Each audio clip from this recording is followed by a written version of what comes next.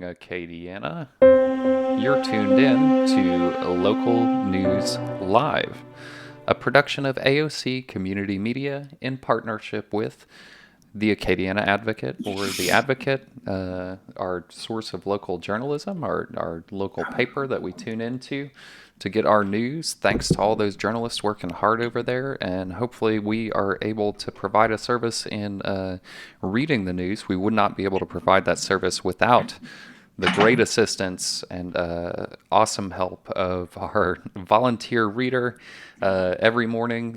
Yesterday we had Danon, thankfully, and this morning, thankfully as well, we have Bruce Cohen. Good morning, Bruce. Well, good morning at ya, back at ya. Thank you so much for being here to read the news for us this morning. I'm sure we've got a full plate of news, what with the holiday coming up and everything. Right. And I hope you're ready for July 4th, Bruce, and I hope you're ready for the news. And okay, buddy. Thanks a lot. Top major engineer, Matt. we appreciate everything you do for us. So good morning, Acadiana. Of course, we have to start off with a coronavirus-related story, as we have been almost every morning for the past 4 months.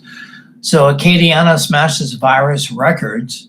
It's not what we want to hear, but this is the news. Daily cases, hospitalizations continue climbing by Ben Meyer staff writer. Lafayette area set a new high for coronavirus-related hospitalizations on Wednesday, with 126 inpatients in the 7 parishes designated as Region 4. That is one more than those recorded on April 10th. The region and its largest parish also set records for daily caseloads and 7-day totals, and the huge daily caseloads came with high positive test results, 13.3% in Lafayette and 10.3% in the region. Lafayette's 7-day total of 705 cases is doable what it once was a week ago. It's double, It's double what it was once a week ago, and its overall case count has doubled in 17 days. COVID-19, the disease caused by the novel coronavirus, is also killing people at a faster rate in Lafayette, with 13 deaths reported in the past 12 days. Though Lafayette saw a surge in cases in March and April, along with the rest of the country, the local outbreak was not as severe as it was in southeast Louisiana. This time around, southwest regions around Lafayette and Lake Charles are driving a statewide surge. The two regions combined for 40% of the cases recorded Wednesday, despite representing only 20% of the state's population. COVID-19 hospitalizations in the 5-parish Lake Charles region, which borders Texas, are also at record levels after a 142% increase in the past 7 days. Another difference in the second spike in Louisiana and elsewhere in the country is the younger age of those being affected. The 18 to 29 and 30 to 39-year-olds are now the top 2 age groups for coronavirus infections, according to state data. While younger people in general are less likely to die, it is a mistake to assume people of any age with other health conditions will not die at the same rate, said Joseph Cantor, an assistant state medical officer. Cantor added that it's naive to think the current outbreak among younger people won't spread to older age groups as well. These cases tend to snowball. That's what an outbreak is, Cantor said. It might take a couple weeks before we see these types of increases play out in the data that is available, but there is no reason to think it won't happen. That may already be happening in Lafayette, where the ages of COVID-19 inpatients at the parish's 2 largest hospitals in both intensive and non-critical care are averaging in the 50s and 60s, according to the chief medical officers for Lafayette General Health and Our Lady of Lourdes. What I'm learning from that is that there is a lot of community spread among the young population. However, they are transmitting the virus as well to the older population who is needing hospital stays, said Amanda Loge of Lafayette General, speaking on a video recorded Monday and released Wednesday with her Lourdes counterpart, Henry Kaufman. Lafayette General Health, which is treating COVID-19 patients at 5 hospitals In Lafayette, Acadia, St. Martin, and Vermilion parishes have seen a tripling of inpatients since June 10th, according to a spokeswoman. Hospitalizations are shooting up across the state, as well as in the Lafayette and Lake Charles areas, with 799 inpatients reported Wednesday, representing a 36% increase over 2 weeks ago. Intensive care beds in Region 4 were about 78% full Wednesday, according to state data, although that metric fluctuates as hospitals move into surge plans to increase capacity. In the Lake Charles region, or Region 5, the intensive care units were 65% full. The effects of a younger patient population on hospitalization and mortality rates are still being examined, Cantor said. Other factors such as treatment improvements and seasonal effects are also being watched, but there is not enough evidence to draw conclusions, he said. COVID-19 inpatients are trending younger at Opelousas General Main campus, where admissions shot up from a steady 3 to 4 a day to as many as 10 per day over the last 2 weeks, said Tim Marks, the Critical Population Health and Integration Officer. Marks said that thus far, the younger inpatients haven't required as many intensive care admissions, but some younger patients have required intensive care, Marks said, and even those in non-critical care are very sick. Cantor said Louisiana has not yet seen the capacity crisis playing out in other southern states where hospitals are full or nearly full. But the second spike curve mirrors those elsewhere at earlier stages, Cantor said. It's not unrealistic to think if the current trajectory doesn't change, we won't be there in the near future. Houston is there right now. Arizona is there right now. Parts of Florida are there right now, Cantor said. We are just earlier along, which is good because it means we have a warning and we have time to react. Guillory wants statue of Confederate General Mouton removed by Claire Taylor, staff writer. Lafayette Parish Mayor President Josh Guillory said in a prepared statement Wednesday he will ask city parish attorneys to take action to remove the statue of Confederate General Alfred Mouton from city property downtown. Guillory said he'll also ask the court to protect the statue from destruction and seek a resolution of support from the city council. We will work to ensure the statue of General Mouton finally rests at its most appropriate place, offering proper historical context for his life and legacy, Guillory wrote. We will work conscientiously to free the public space in front of the old City Hall for activities appropriate to our community in 2022. Since the May 25th killing of George Floyd, a black man, by a white Minneapolis police officers, protests against racial injustice have occurred across the country, including in Lafayette. In some cities, protesters pulled down Confederate statues. That didn't happen in Lafayette, but calls to remove the Confederate statue have grown louder. Mouton was a slave owner in Lafayette who died fighting for the Confederacy during the Civil War. In 1922, during the Jim Crow era of Black oppression, the United Daughters of the Confederacy Alfred Mouton chapter paid for the statue and donated it to the city. It stands currently at Jefferson Street and Lee Ave in downtown Lafayette. The city plans to maintain the statue and property around it. The city pays to maintain the statue and property around it. In 1980, when the city wanted to move the statue to the new City Hall on University Avenue in St. Landry Parish, the Daughters of the Confederacy obtained a permanent injunction to stop its removal. A group called Move the Mindset intervened in the 1980 Daughters lawsuit last year. A court hearing is set for August 10th on why Move the Mindset should not be allowed to file a petition to intervene on the 1980 lawsuit, why the injunction should not be dissolved, and why the issue should be dismissed due to abandonment of the 1980 lawsuit. Okay, moving on. UL alters calendar for fall semester. Masks will be required on campus. A staff report. University of Louisiana and Lafayette on Wednesday announced details regarding the fall semester. The semester will begin August 17th. The earlier start date is one of several changes the university has made to prepare for on-campus instruction in housing and residential life amid continuing coronavirus precautions. Other calendar changes include the last day of classes is November 20th. Final exams will conclude November 25th. Fall break, originally scheduled for October 1st and 2nd, has been canceled. Fall 2020 commencement will be December 8th. Details about the ceremony will be forthcoming. Beginning the semester early and ending before Thanksgiving is intended to mitigate the potential spread of COVID-19 as students travel for the holidays, said University President E. Joseph Savoy.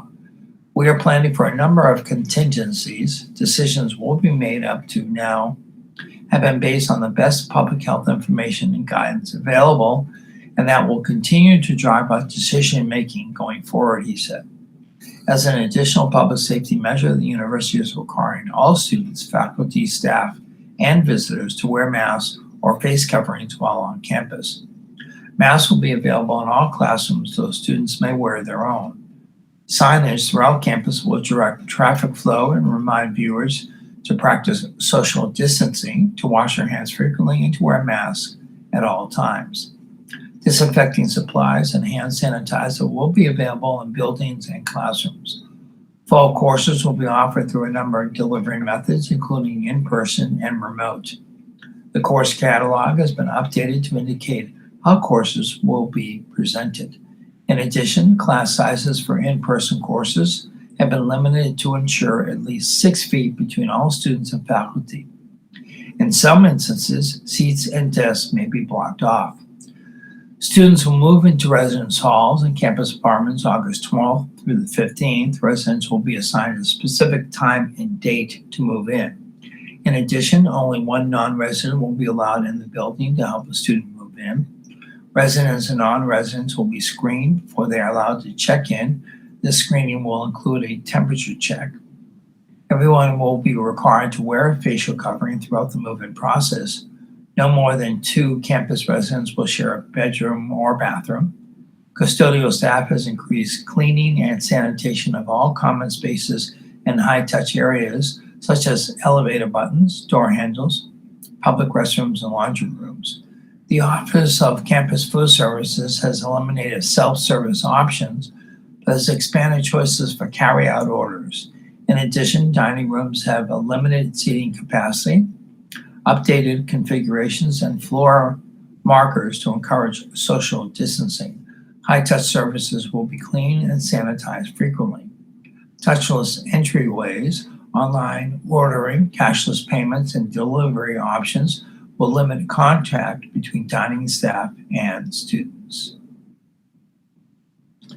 In Lafayette Parish, new leaders taking over at 5 schools by Katie Gagliano, staff writer. Students at 5 Lafayette Parish schools will have new principals when classes resume in August. Irma Trosclair, superintendent of the Lafayette Parish school system, named new school leaders to campuses across the district on Monday. The administrators are a mix of longtime Lafayette educators and outside reformers new to the district. At Broussard Middle, Heather Olson, an administrator of Broussard Middle, was named the school's new principal after longtime school leader John Mouton took over as Director of Employee Services for the district. Mouton said at the parish school board's June meeting, he will truly miss the school. It has been a pleasure serving as principal at Broussard Middle for the last 9 years. All of the faculty, the children, and the community of Broussard have been really wonderful for me, he said. Before working as an administrator, Olson served in the classroom for 18 years in Lafayette and Iberia parishes. She was named the School and District Teacher of the Year for 2013-14 while at Edgar Mountain Middle, and a Teacher of the Year in 2017-18 while teaching at Broussard Middle. Olson said in a district release her goal as an educational leader is to provide an inclusive, caring, and rigorous learning environment that engages students and challenges them to grow academically, socially, emotionally, and creatively to reach their full potential. The new principal has a bachelor's degree in special education and elementary education from Northwestern State University, a master's in educational technology and leadership from McNeese State University, and an educational leadership certification from Northwestern. At J.W. Falk Elementary, Christiane Barbe, an educator with a history of reform, is taking the helm at J.W. Falk Elementary, one of Lafayette's persistently struggling schools. Barbe takes over from Cherie Fontenot, who joined J.W. Falk as principal in 2018 after previously leading Green Tea Linden Elementary. Barbe began her teaching career 14 years ago at Generate Elementary in Iberia Parish. She worked as a physical education teacher and served as a mentor teacher for the TAP system for teacher and student advancement, a comprehensive school reform model championed by the National Institute for Excellence in Teaching before becoming a master teacher. As a master teacher, she coached kindergarten through sixth grade teachers and helped raise the school's performance scores from an F to a B in 1 year. She most recently led LaGrange Elementary in Franklin, where she helped take the school's performance score from an F to a C. She also served as an assistant principal at Hattie Waite Elementary in Patterson. Falk's 2018 and 2019 school performance scores was an F, down from a D in 2017-18. The elementary school is part of the Lafayette System's Transformation Zone, a collective of struggling schools targeted for additional resources and district assistance. Barbe has a bachelor's degree in physical education from the University of Louisiana at Lafayette and a master's in educational leadership from Grand Canyon University. Corporal Michael Middlebrook Elementary, Courtney Zamet Bro was named the new principal of Corporal Michael Middlebrook Elementary.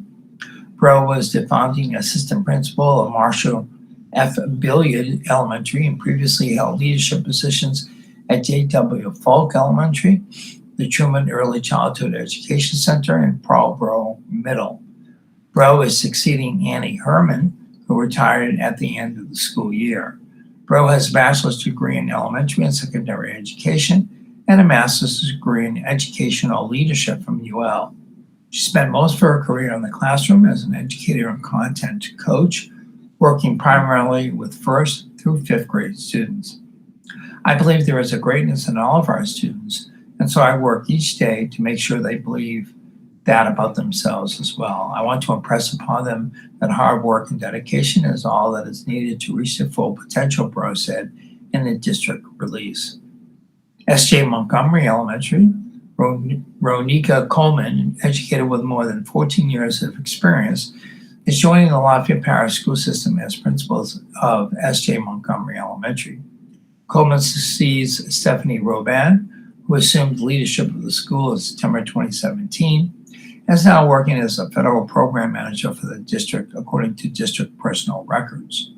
The new principal most recently served as a senior program specialist with the National Institute for Excellence in Teaching, working with schools in New Orleans, as well as the Inspire NOLA Dwight Eisenhower Charter School to implement the TAP system, according to the Institute's website. Coleman previously worked as principal at Village East Middle in Terrebonne Parish for 4 years, where she implemented the TAP system. Each year of implementation, the school averaged 5 points growth and the program's academic index. S.J. Montgomery Elementary earned a D school performance rating in 2018-19. The reform-minded educator has a bachelor's degree from Nichols State University and a master's in educational leadership from Kaplan University. She is a doctoral student at the University of Holy Cross in New Orleans, studying executive leadership, a school system release said. And WD and Mary Baker Smith Career Center, Holly Boffey, District 7 representative of the Louisiana Board of Elementary and Secondary Education, or BESSE, is returning to the classroom to lead the WD and Mary Baker Smith Career Center. Boffey takes over from School System Career and Technical Education Director Larry Alexander, who served as interim principal following the departure of school leader Ralph Thibodeau. Thibodeau retired from the school system in January, about 1 week after he was arrested and accused of drunken driving, reckless operation, and hit and run in Vermilion Parish. Thibodeau assumed leadership of the Career Center in 2018.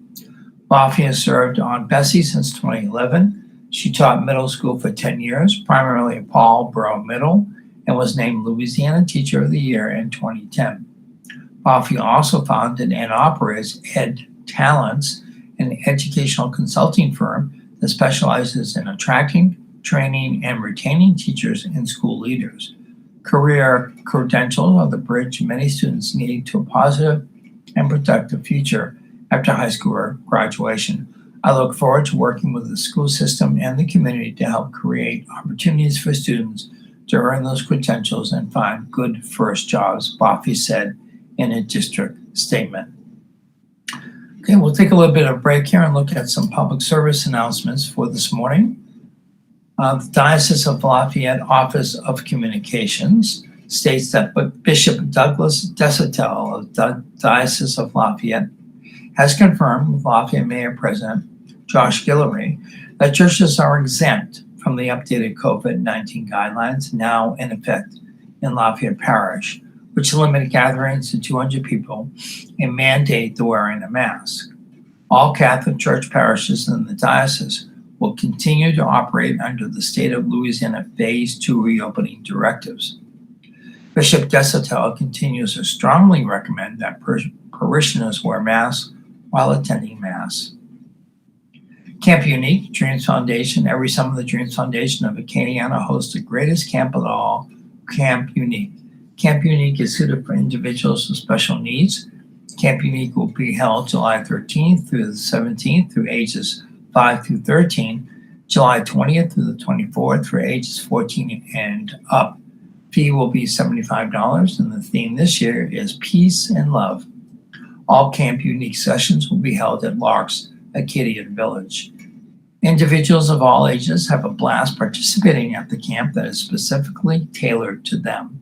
You get the opportunity to take part in activities such as art, fitness, karaoke, music, and dance, as well as getting a Camp Unique t-shirt and a snack every day. A highlight of Camp Unique this year will be the storytelling session by Chief Greyhawk Perkins, commented Dreams Foundation Executive Director Danielle Watkins.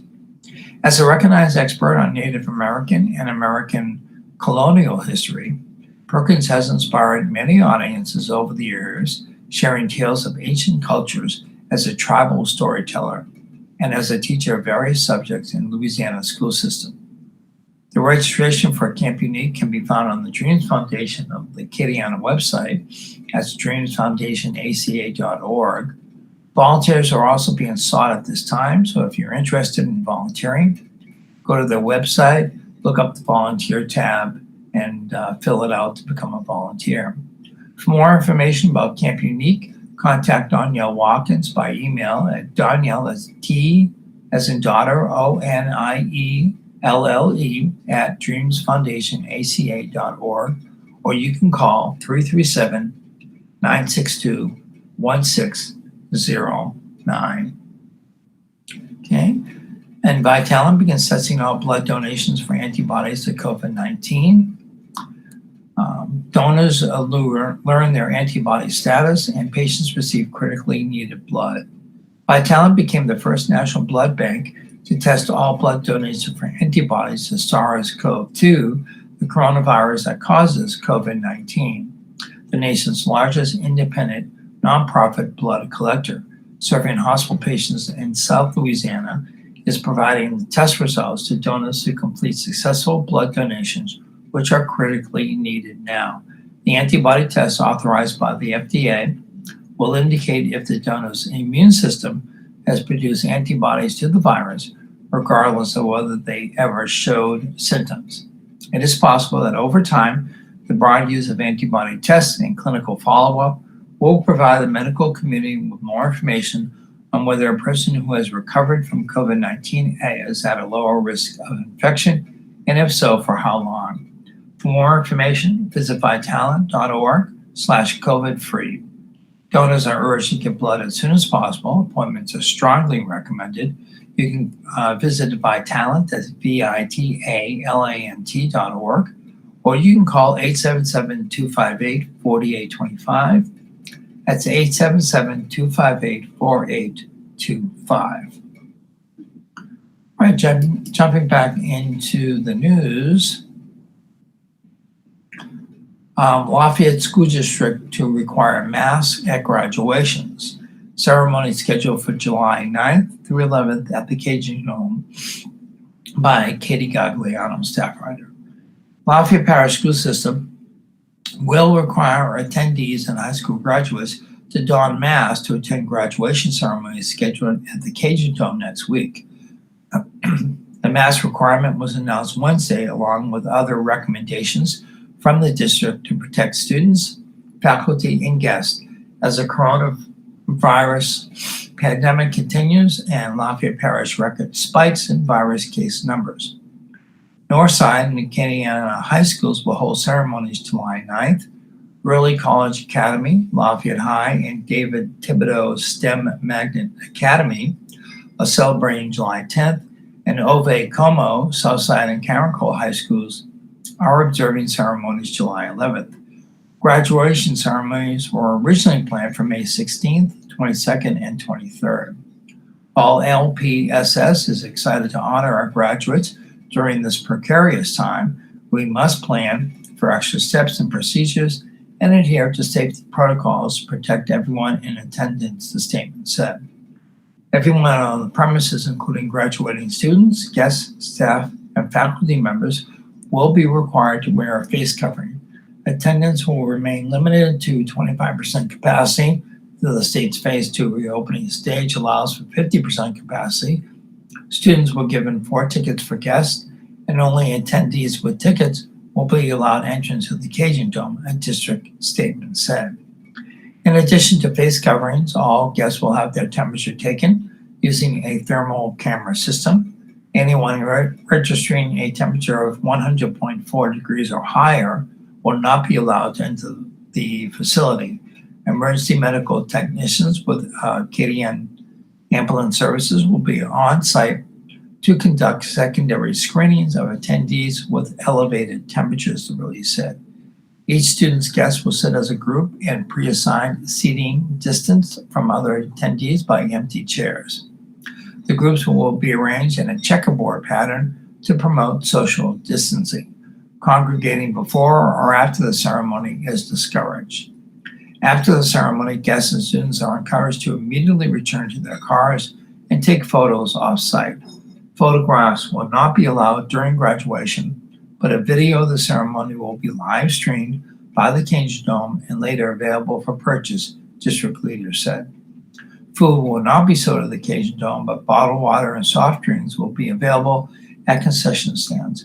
Water fountains will also be running, but attendees are encouraged to bring a reusable bottle or container to fill rather than drinking directly from the fountain. Cajun Dome employees will be regularly sanitizing the fountains and other high-touch areas, such as bathroom facilities. All right, let's read a couple more public service announcements, and then we'll get into the day in history and the zodiac or the horoscope and the funerals in the Acadiana area for today. AOC teams up with United Way of Acadiana for Learn United. United Way of Acadiana has teamed up with AOC and other local educational groups for Learn United, bridging the digital gap to provide educational resources for households that don't have internet but do have a television. The Learn United program airs weekdays from 8 to 2 on AOC 2, Cox 16, and LUS 4, and streaming at aocinc.org/watch. For the daily schedule and to submit content for the program, visit the United Way of Acadiana website, unitedwayofacadiana.org/learn-united.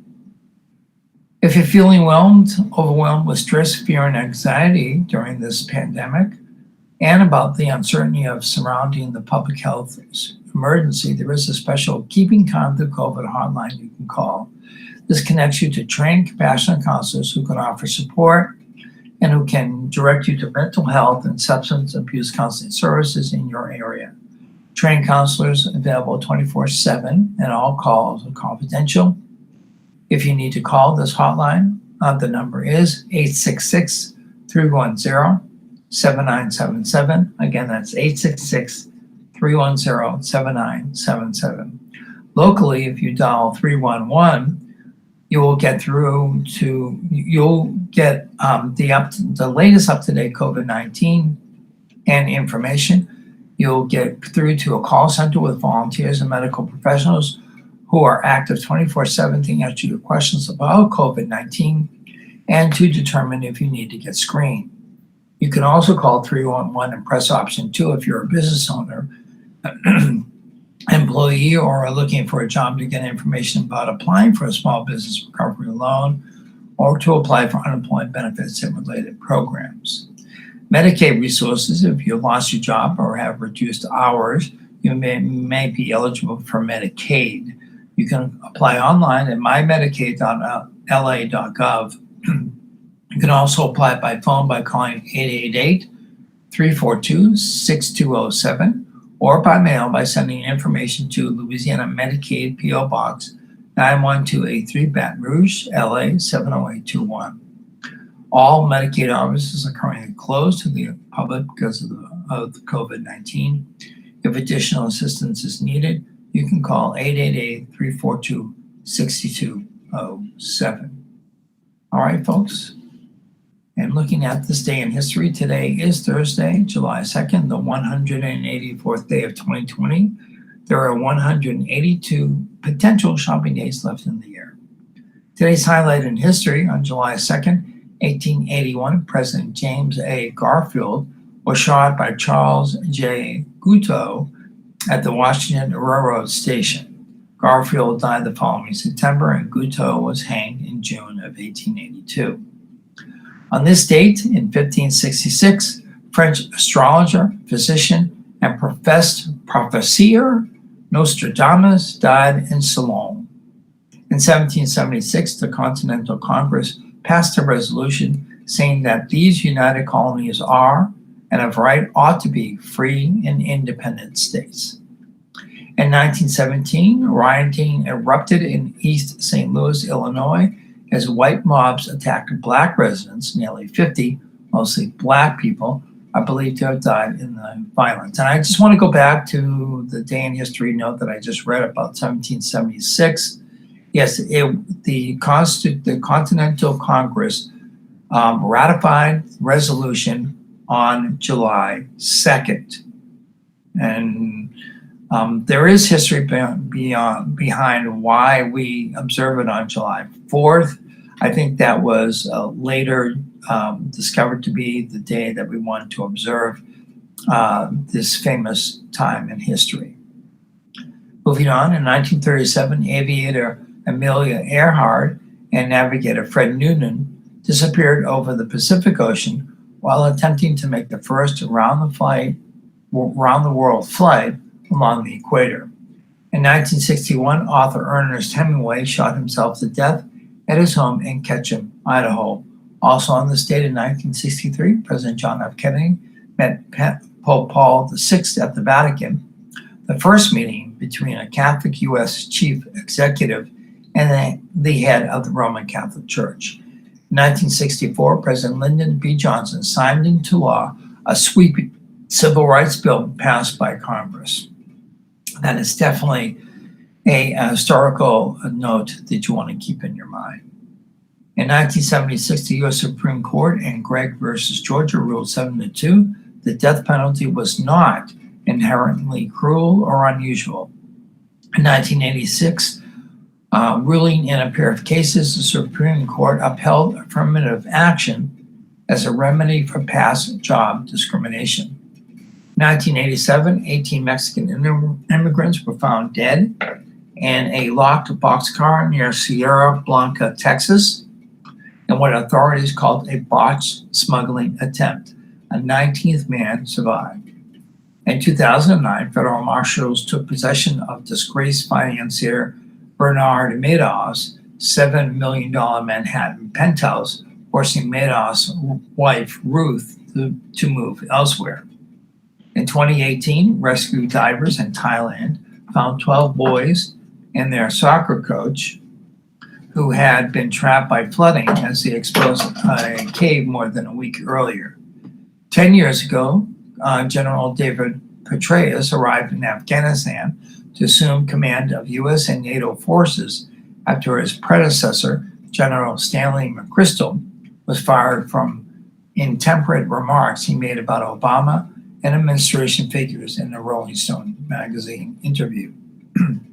5 years ago, trying to close the books on the worst offshore oil spill in U.S. history, BP agreed to provide billions of dollars in new money to 5 Gulf Coast states in a deal the company said will bring its full obligations to an estimated $53.8 billion.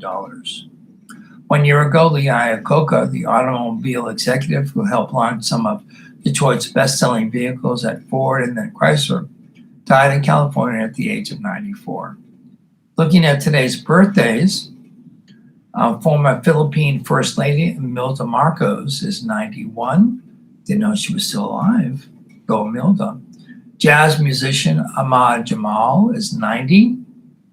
Actor Robert Ito is 89. Actress Polly Holiday is 83. Racing Hall of Famer Richard Petty is 83 as well. A former White House Chief of Staff, John H. Sununu, is 81. Former Mexican President Vicente Fox is 78. Writer-director comedian Larry David is 73. Lucy Baines Johnson, daughter of President Lyndon B. Johnson, LBJ, is 75. Rock musician Roy Bittan from the Bruce Springsteen and E Street Band is 71. Actress model Jerry Hall is 64. Let's see what else. Actress Nancy Butler is 50. And NHL center Joe Thornton is 41. Looking at the zodiac or horoscope, if you're a Cancer, you can channel your energy into something constructive. It's what you have to show at the end of the day that will make you proud. Hard work and less talk equals better results. Leos, your positive attitude will be contagious. If you focus on what you do best, you will come up with an effective plan. Invite friends to an online social gathering. Virgos, consider what you want to and research the best way to get your ideas up and running. Abide by the rules regardless of what others do, and that's my birth sign, so I need to heed that advice.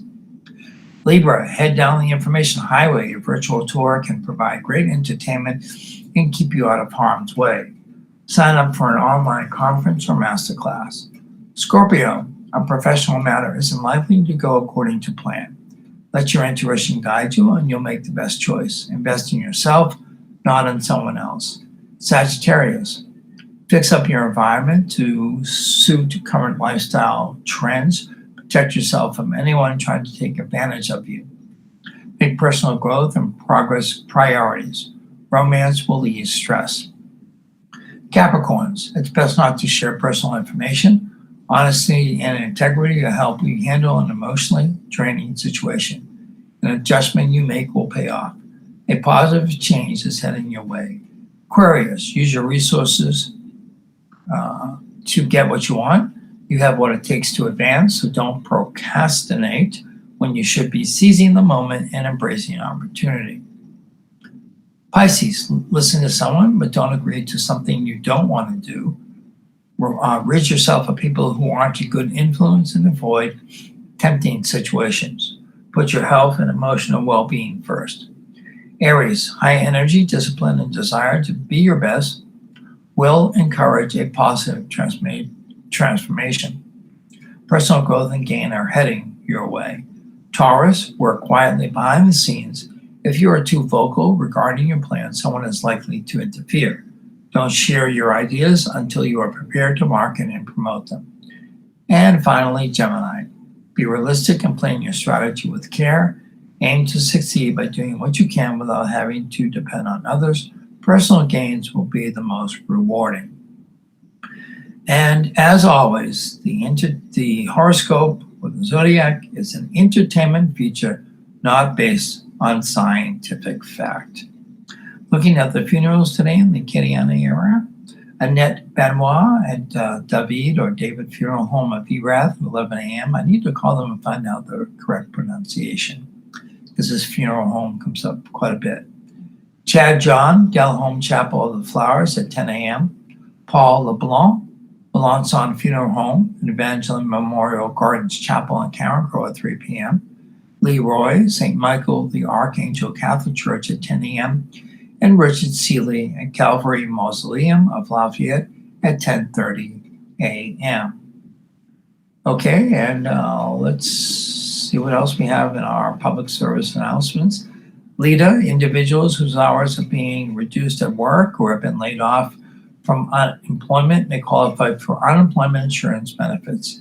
If you're attempting to apply for unemployment insurance and are not able to access an existing online account or need help resetting your password, call Lafayette's Acadiana Workforce Solutions Office at 337-262-5601.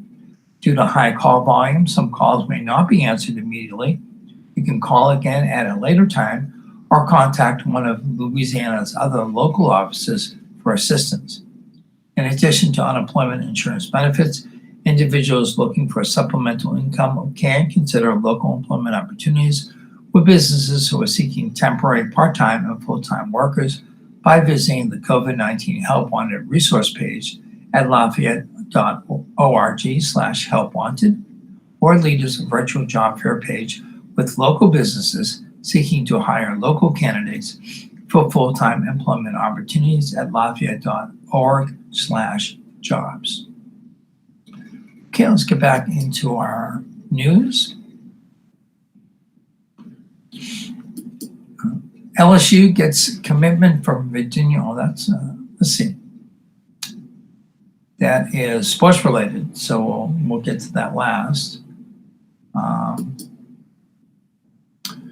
So let's read this story called Back with a Vengeance. Skyrocketing cases prompt officials to increase testing enforcement by Sam Carlin, staff writer.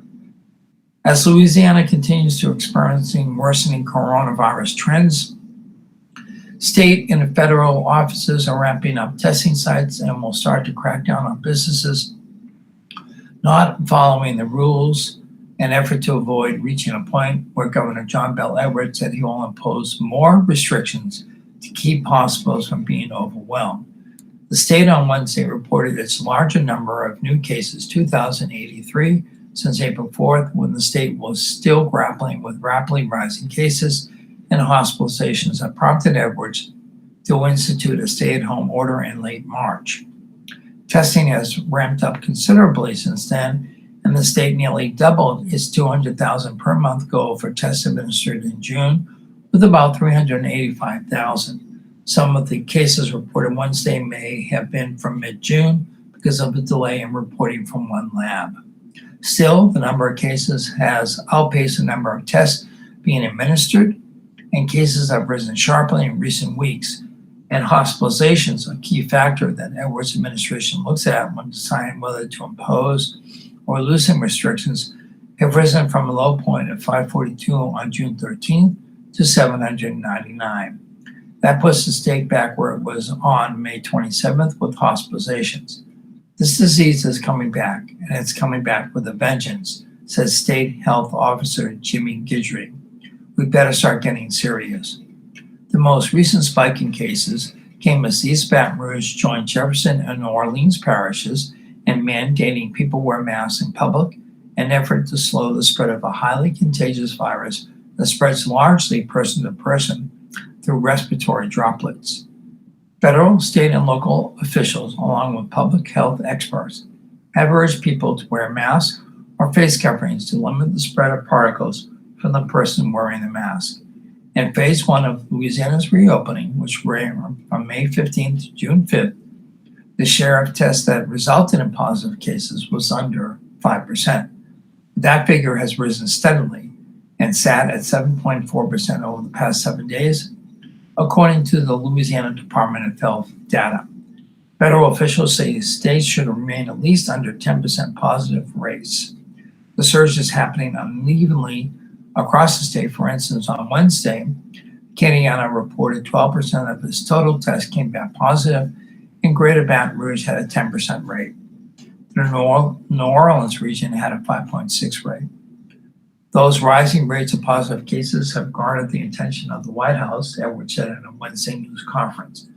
Governor said he had a long conversation Tuesday with Dr. Deborah Birx, the White House coronavirus response coordinator, who expressed concern about new cases outpacing increased testing, especially in Baton Rouge. The rising caseload prompted federal and state officials to erect a testing site that will add 5,000 tests a day in capacity in Baton Rouge. East Baton Rouge Parish Mayor President Sharon Weston Broome said the sites will be located at Cortana Mall, LSU, Southern University, and the Greater Baton Rouge Fairgrounds. Edwards added that the state will bring mobile testing sites to several areas. A host of other states have been similarly worrying spikes in cases. Texas shuttered bars and Florida banned alcohol consumption at them. Arizona closed bars, gyms, movie theaters, and other businesses. Edwards said Wednesday he was not announcing additional restrictions yet. First, he hopes to get more compliance from people and businesses with the existing restrictions, and he pinned the increase in cases not on the phased reopening, but on people ignoring guidelines such as wearing masks, social distancing, and washing their hands.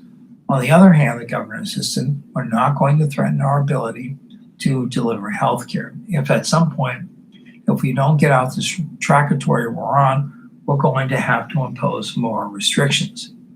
He said the state will start cracking down on businesses that aren't following the rules, performing more courtesy checks at restaurants, bars, and other businesses to make sure they're complying with his executive order.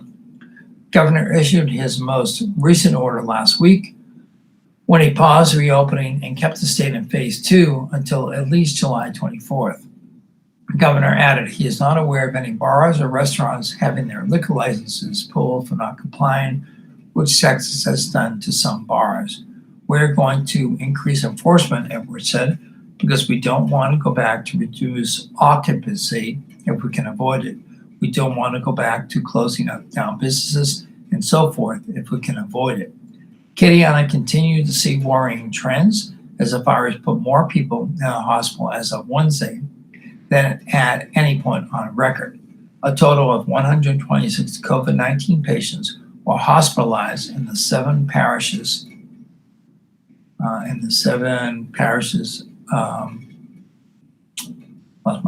designated as Region 4, which is one more than those recorded on April 10th. Dr. Dawn Marcel, the regional medical director for the Capital Region, said the area is seeing a noticeable and significant sharp increase in cases. She said it is still possible that the virus could overwhelm healthcare facilities if it keeps spreading at the current rate.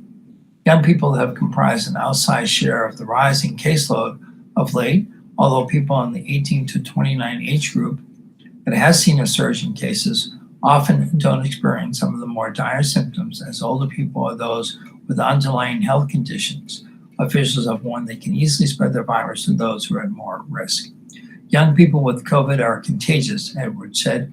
We need them to be mindful of their own health, but we also need them to be good neighbors.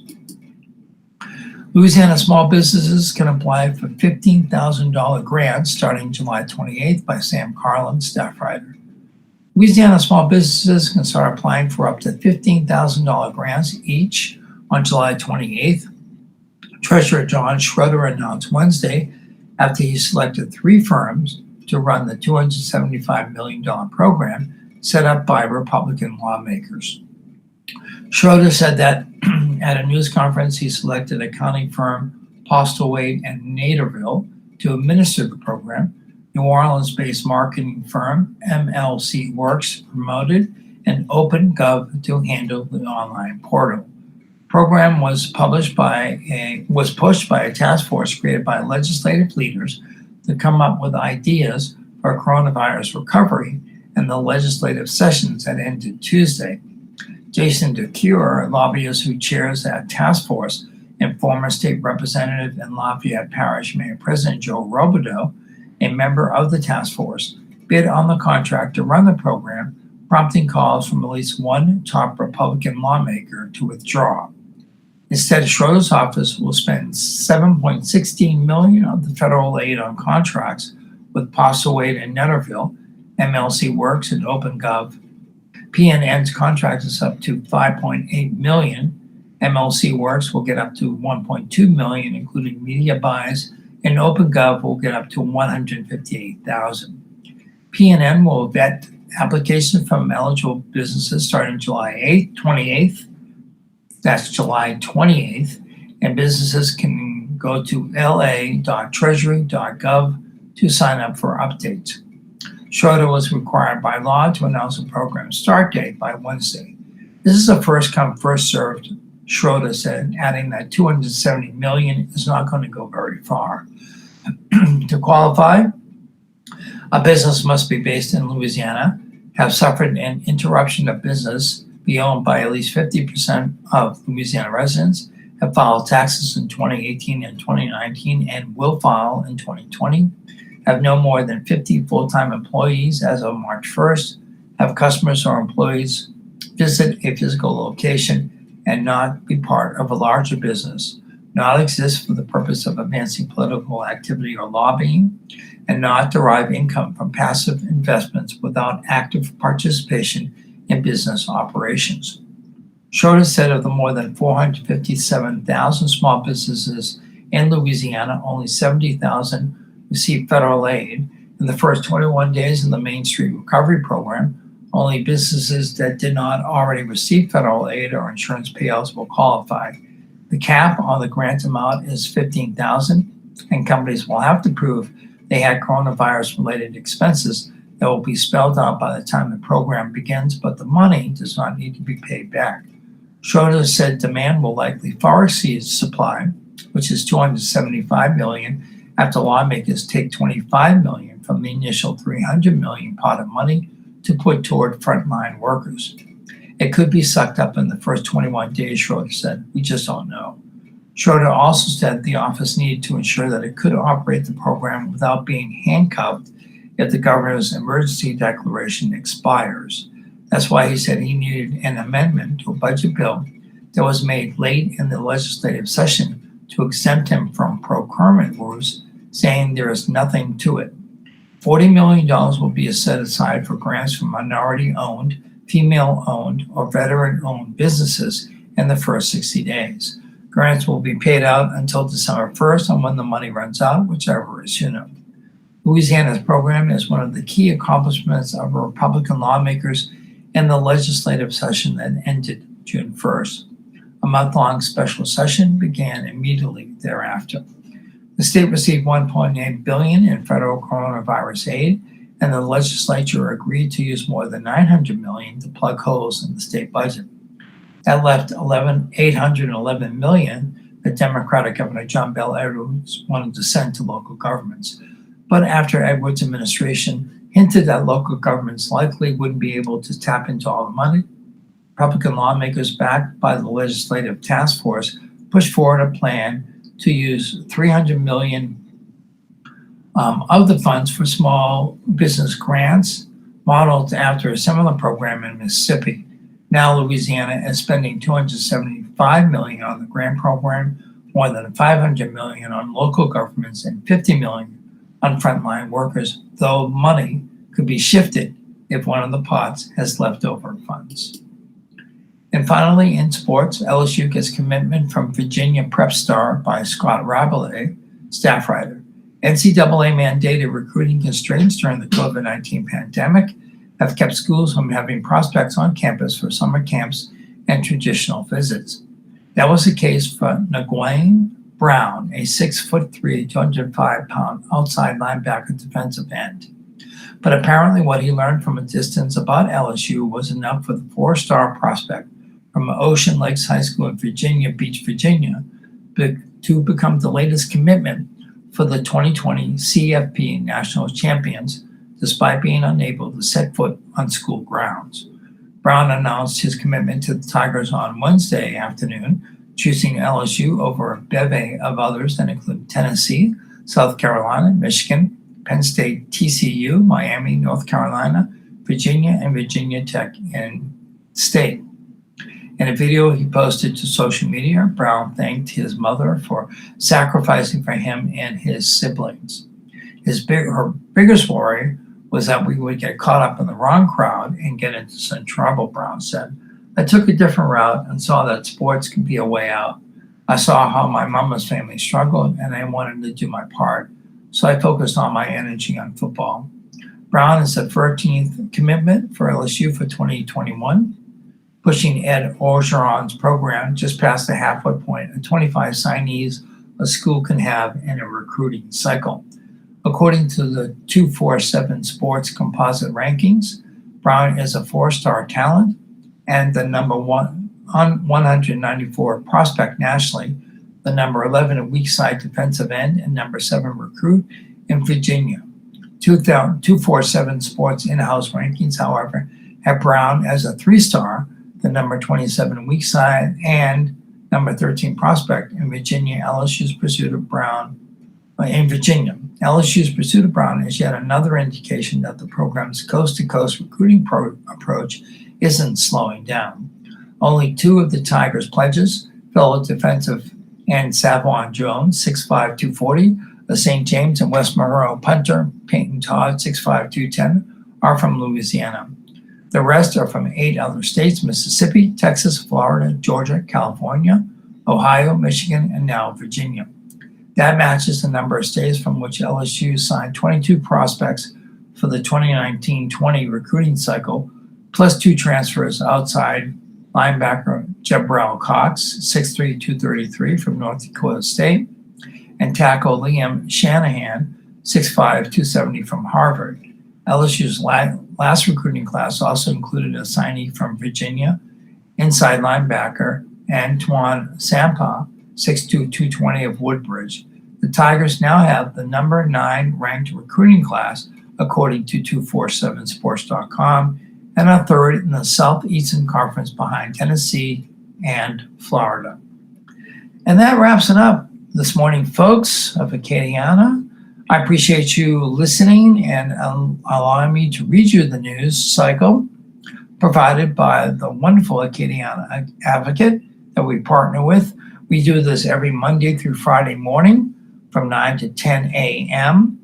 to give the population of our community, including the visually impaired, and for those who don't get the newspaper or the news cycle on a daily basis, to know what's going on in our area of Acadiana, Lafayette, and around the state. We appreciate you again tuning in. This has been Bruce Cohen, and will be Bruce Cohen for a while, hopefully for the rest of my life. And I appreciate you again tuning in. And as I always say, be safe, be healthy. If you're going outside and you're going to be around people, please take precautions. We really need to beat this thing. And the only way we can do it is to follow the protocol. So wear your mask, wash your hands, be diligent, be vigilant, and hopefully we can get through this thing together and get on with our lives, as whatever our life appears to be after this whole thing is taken care of. And as always, be kind to each other. Have a good day.